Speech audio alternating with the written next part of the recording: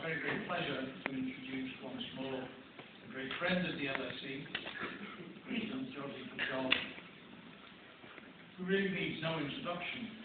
Let me say that simply that he's one of the greatest leaders that Catalonia ever had, a worthy successor to other great leaders of the 20th century, Lluís Companys, Josep Tarradellas, Josep Irla, and I guess Francesc Macià.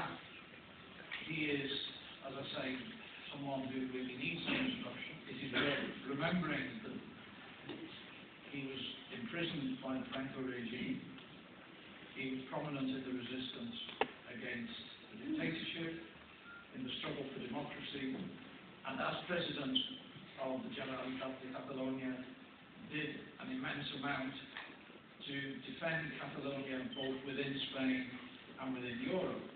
But it's also worthy of note that it was thanks to him, I think, that Spain enjoyed much political stability in the 1990s, when he put the interests of Spain on a par with the interests of Catalonia and used his influence effectively to guarantee political stability in Spain.